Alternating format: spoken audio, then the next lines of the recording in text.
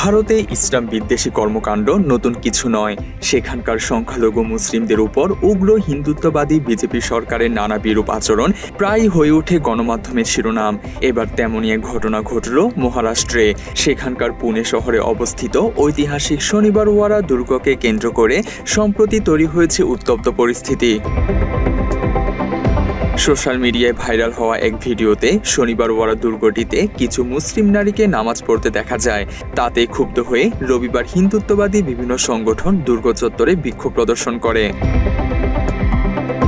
উগ্র হিন্দুত্ববাদী গোষ্ঠীগুলোর এই বিক্ষোভে নেতৃত্ব দেন রাজ্যসভার বিজেপি সংসদ সদস্য মেধা কুলকার্নি। ঘটনাস্থলে গিয়ে তিনি দাবি করেন শনিবারওয়াড়া নামাজ পড়ার জায়গা নয়।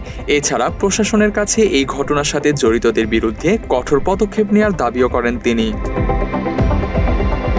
এই বিক্ষোভে অংশ নেয় পতিত পাবন সংগঠন, হিন্দু সকল সমাজ সহ আরও কয়েকটি হিন্দুত্ববাদী সংগঠন।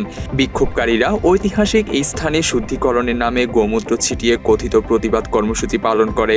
এছাড়া সেখানে শিব বন্দনাও পরিবেশন করেন তারা। সমগ্র ঘটনাটি আরও বিতর্কিত হয়ে ওঠে যখন জানা যায় দীপাবলির দিনে এই শুদ্ধিকরণ কর্মসূচি পরিচালিত হয়েছে। মাত্র 30% টাকায় জমির মালিক হয়ে নতুন বাংলাদেশের গড়ে তোলার স্বপ্ন দেখা বাংলা বসতি।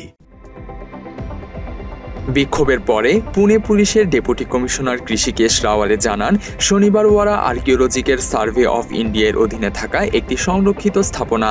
এই বিষয়ে পদক্ষেপ নেওয়ার কথাও জানান তিনি।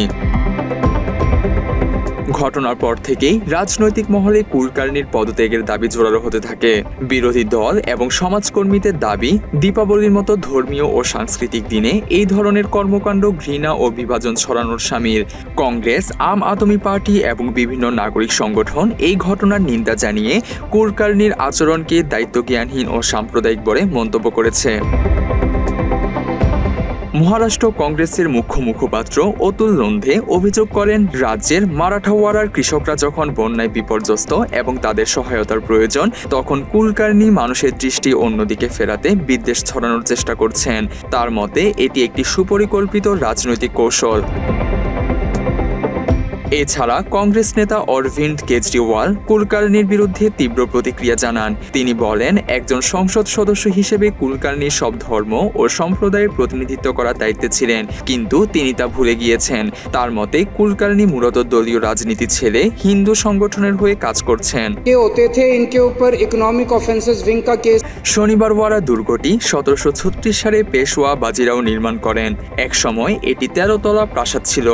1828 সালের এক ভয়াবহ অগ্নিকাণ্ডে দুর্গটির অধিকাংশই ধ্বংস হয়ে যায়।